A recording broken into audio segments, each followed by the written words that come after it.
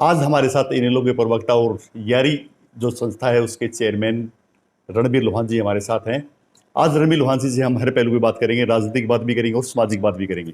लोहान साहब, आपका हमारे चैनल में स्वागत है। नमस्कार जी, स्वागत है आपका भी और आपके जितने भी दर्शक उन सबका हम स्वागत करते हैं। लोहान साहब, आप फिलहाल इनेलो में हो हाँ जी और प्रदेश प्रवक्ता हो जी। इनेलो कहीं ना कहीं जो पीछे पहले संघर्ष करती थी उस संघर्ष से कहीं ना कहीं दूर हो गई है।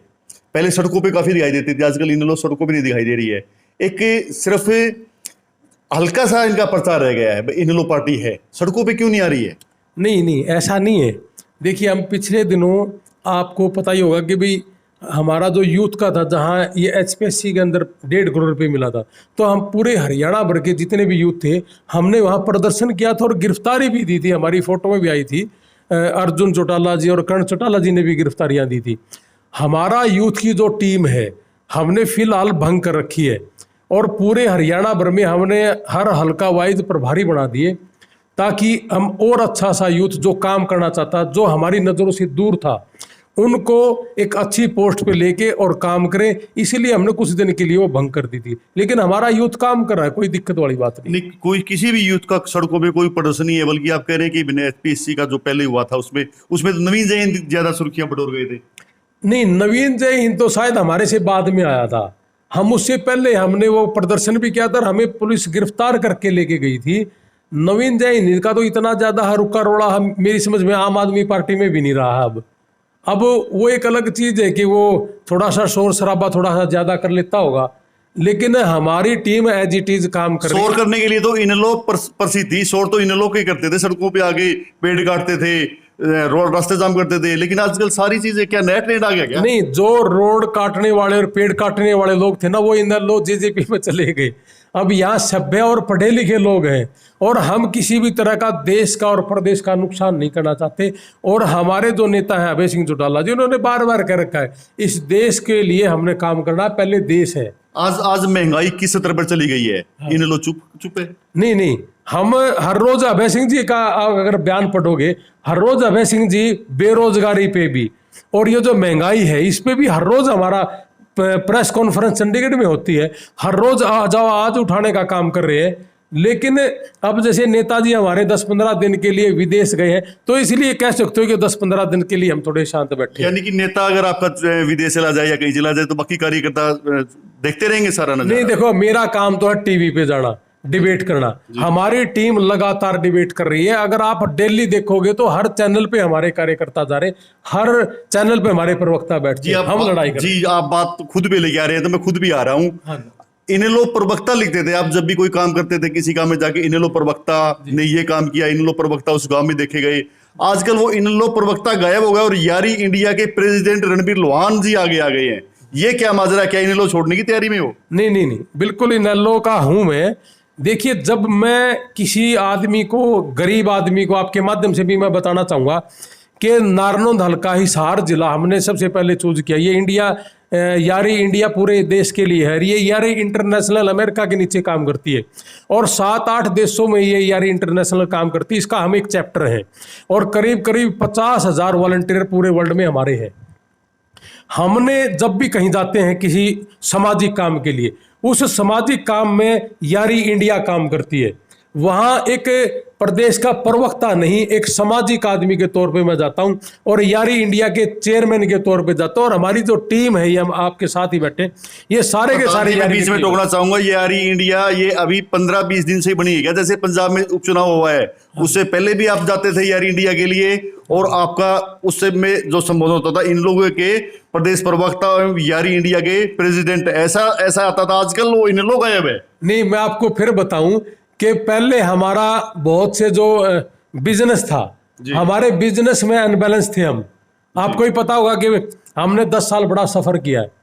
अब हम 1 साल से हमारा बिजनेस थोड़ा रनिंग में आया है, तो हमारी जेब में पैसे आने शुरू हुए। हमने हिंदुस्तान में किसी भी आदमी से पैसे नहीं लेते, जिस आदमी को भी हम मदद कर रहे हैं हम अपनी जेब से मदद कर रहे हैं। तो यारी इंडिया, मेरे से वहाँ भी कई बार क्वेश्चन पूछा जाता है कि आप प्रदेश के प्रवक्ता के तौर पे आए हो या यारी इंडिया के चेयरमैन के तौर पे आए हो। मैं उस समय उस आदमी की जब मदद करने जाता हूं तो मैं यारी इंडिया संस्था का एक सामाजिक काम के लिए जाता हूं, मैं एक सामाजिक आदमी बन के जाता हूं। अगर मैं पॉलिटिशियन बन के वहां गया तो वो एक मदद नहीं, एक राजनीति के तौर से देखा जाएगा कि भाई मैं अपने फायदे के लिए उसको मदद पहुंचाने के लिए गया हूं, मैं अपने फायदे के लिए नहीं, एक यारी के चेयरमैन के तौर पे और उस गरीब आदमी की मदद करने के लिए रही फायदे की बात, आपने अपनी जो राजनीति की शुरुआत की थी कांग्रेस पार्टी से की थी। हाँ जी। और चौधरी वीरेंद्र सिंह के आप काफी सहयोगी रहे हैं। हाँ जी। आपने राजनीति की चाह में, अपने पद की लालसा में या अपने टिकट की लालसा में अगर बात करें तो आपने उनको छोड़ दिया था? नहीं, मैंने भारतीय जनता पार्टी को कह सकते हो या चौधरी वीरेंद्र सिंह जी को मैंने अपने पद के लालसा में या राजनीति के लालसा में नहीं छोड़ा था। अगर मैं पद के लालसा में, राजनीति के लालसा में छोड़ता तो मैं बीजेपी में आने से पहले छोड़ता था। मुझे पता नहीं क्या कितना भारी भरकम आदमी है कैप्टन अभिमन्यु जी। जी हाँ जी, कैप्टन से प्रभावित हो गई आप बीजेपी में आ गए?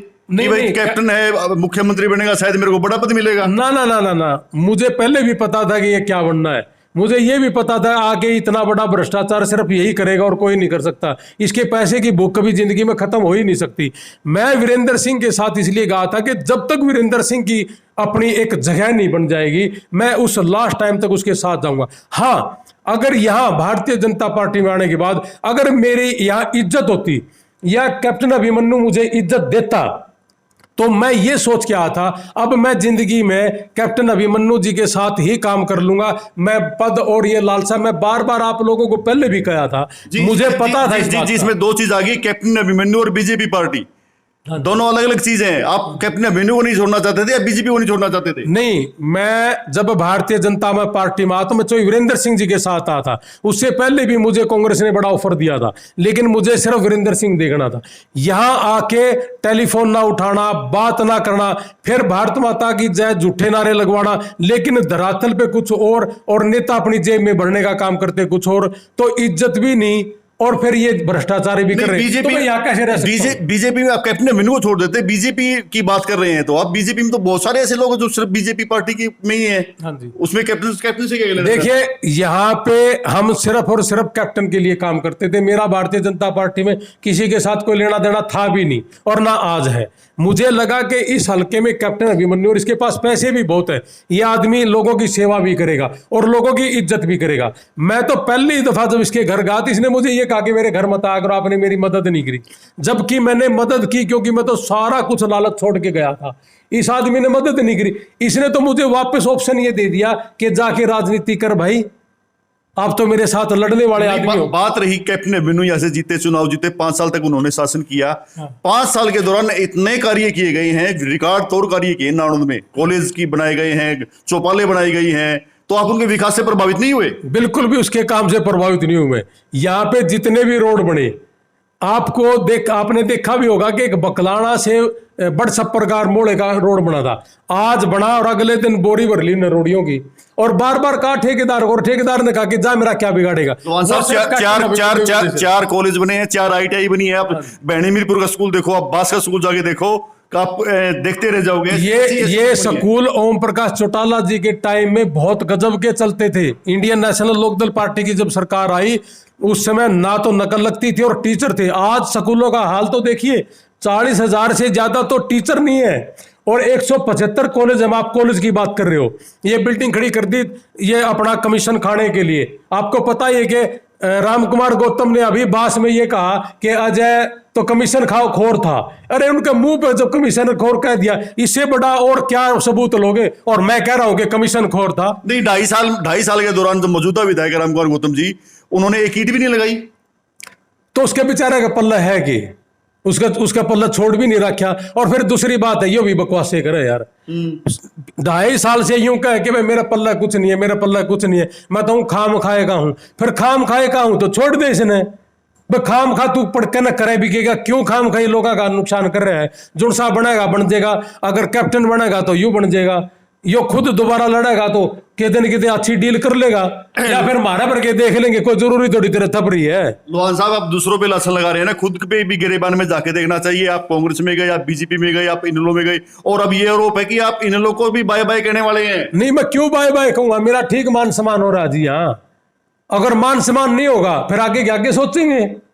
नहीं, आप नारायण दल के में एक बड़े नेता ने एंट्री कर दी है इन लोगों के अंदर, हाँ जी। और उस नेता से घबरा गए आप कि भाई नारायण की टिकट तो उस नेता की पक्की है, तो उसको एक बड़ा पद भी दे दिया है पार्टी ने, राष्ट्रीय स्तर का पद दे दिया हाँ है। जी। तो ऐसे में अब आपको संभावना कहीं और तलाश रही है। इसका मतलब ये है कि ये बड़ा नेता फिर वहां कांग्रेस से डर के यहाँ गया, डॉक्टर अजय चौधरी से डर के आया था। अगर बड़ा नेता था तो फिर कांग्रेस में भी था, और बड़ा नेता है तो यहाँ भी है। देखो हमारे तो 5 जिलों के ये प्रभारी है, हमारे तो माननीय, हमारे तो बड़े भाई हैं, ठीक है। ये इलेक्शन लड़े, यहाँ से लड़े, जिला हिसार से लड़े, MP का लड़े, कुछ करे, हमें कोई दिक्कत नहीं है।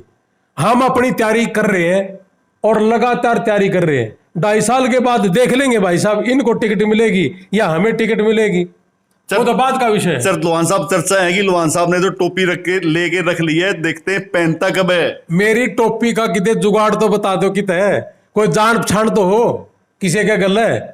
मेरी जान पछाण होगी तो टोपी अलग अलग, किसी का अलग, कोई हमारा नजदीक का नहीं, कोई गुआंढ का नहीं, कोई रिश्तेदार नहीं, किसका गला करा टोपी अलग की बात। जी, टोपी वाला जो है तो एक ऊपर से आता है, बिल्कुल एक मोबाइल रिपेयरिंग वाले को टिकट देता है और वो भी जीत जाता है। इसी से प्रभावित होकर आप एक संस्था, आपने जो NGO चलाई है, भाई मैं NGO चला रहा हूं, मैं नेक काम कर रहा हूं, आप इसी को आधार बना के आपने इन लोगों को एक तरफ कर दिया है, इसी को आधार बना के आप टोपी पहनने के सपने देख रहे हैं। मान साहब या टोपी तो ये भाई है, मेरी NGO तो 2011-12 से है, और उससे पहले मैं फेसबुक पे नहीं लगाता था, सिर्फ मेरी यही गलती रही है।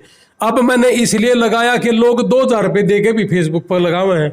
मेरा तो कम से कम अमाउंट 11,000, 31,000 और 51,000 मेरा आपने देखा ही होगा, मैं तो लगातार कर रहा हूँ।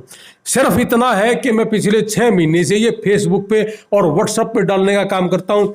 उससे पहले ये काम मैं साइलेंट करता था। इस गांव में भी मैं बहुत बार ये साइलेंट काम किया है। जैसे विनोद है अपने पंजाबियों का लड़का, उसकी मिसेज अब तो एक्सपायर होगी, 1.5 साल पहले उसकी मिसेज ने मुझे कॉल करी कि भाई साहब मेरे बच्चों की फीस देनी है हमने, और हमारे पास फीस नहीं है। मेरी जेब में जो पैसे थे, उनकी जो फीस बने थे उतने मेरी जेब में 8-10 हज़ार मैंने उसको दे दिया। मैंने उसमें ना व्हाट्सअप यूज किया, फेसबुक यूज किया। अगर आप देखोगे ये चीज तो आज एक विनोद है जो अखबार बांटता अपने यहाँ, उसका बेटा 15-16 साल पहले छत से गिरा था और उस बेटे का इलाज हमने बाहर करवाया था। तो ये चीजें तो मैं बहुत लंबे टाइम से कर रहा हूँ जी, लेकिन लिखना चुकना अब किया है बस। प्रधान जी, ये आरोप है कि 15 साल में आपने 3 पार्टियां कर ली, अब की बार पे आपको इन लोगों में 5 साल हो गए, सीजन चेंज होने वाला है। नहीं, 5 साल कहाँ हो गए? मैं तो 5 जनवरी 2019 को आया था। तो पता नहीं तो इन लोगों में आप इतना टाइम भी नहीं ले रहे क्या? देखिए मेरी बात सुनो मान साहब, मैं इनेलो में हूं और मैं इसका प्रदेश का प्रवक्ता, और मेरी बढ़िया इज्जत कर रही है लोग, मैं क्यों छोड़ के जाऊंगा। और दूसरी बात, अगर मुझे जाना ही था कहीं, जब भारतीय जनता पार्टी का राज था, वीरेंद्र सिंह जी मेरे 25 साल के पुराने जानकार हैं, तो मैं क्यों छोड़ के आता। और फिर मुझे क्या पता नहीं था कि उस दिन भी जेजेपी की ज्यादा रुका रोड़ा था, इनेलो का उस दिन ज्यादा रुका रोड़ा नहीं था।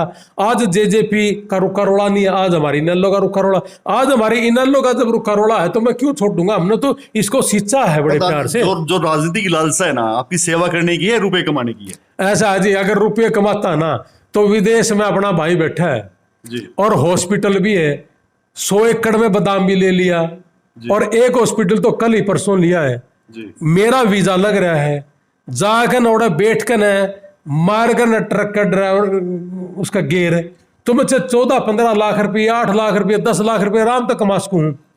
पैसा कमाना अगर मकसद होता तो मैं कांग्रेस पार्टी का यह अध्यक्ष था। जब से मैं इस सक्रिय राजनीति में आया हूं, कोई एक आदमी नारायण दल का यह कह दे कि रणबीर ने किसी से पैसे लिए हो, मैं जिंदगी में उसके बाद कभी इलेक्शन ही नहीं लड़ूंगा, और ना मैं सोचूंगा, सिर्फ नारे लगाऊंगा जिसका आप बोलोगे। और अगली सुन लो, आज के बाद भी अगर कोई एक आदमी मुझे 10 साल में, 15 साल में ये कहेगा कि रणबीर ने उस आदमी से पैसे लिए, मैं जिंदगी में कभी राजनीति ही नहीं करूंगा। मैं ईमानदारी की राजनीति करूंगा और गरीब आदमी के लिए राजनीति करूंगा, और तकड़ा आदमी जो गंदा काम करेगा उसके खिलाफ मेरी लड़ाई होगी, चाहे वो कोई भी हो। 2024 में चुनाव है, हाँ। किस हल्के से क्लेम करने जा रहे हैं? नारायण तक लड़ूंगा जी, आड़े तक क्लेम और आड़े तक लड़ूंगा जी। नारायण से बड़े नेता का नाम है, नारायण से मैं बड़ाई हूं, मेरे तो बड़ा कोई नहीं। मैं इलेक्शन लड़ूंगा, इनेलो से इलेक्शन लड़ूंगा, 100% इलेक्शन लड़ूंगा, नारायण से इलेक्शन लड़ूंगा। जी, ये थे हमारे साथ रणबीर लोहान जी। इन्होंने बताया कि वो राजनीति में पैसे कमाने के लिए नहीं और लोगों की सेवा करने के लिए आ रहे हैं। अगर उन्हें पैसे की लालसा होती तो वो विदेश में जाकर अपना बिजनेस सेटल कर सकते थे। उन्होंने लोगों की सेवा करनी है और उस सेवा के लिए ही राजनीति में लोगों के साथ कंधे से कंधा मिलाकर चलेंगे। कैमरामैन सज्जन सैनी के साथ सुनील मान, न्यू इंडिया लाइव।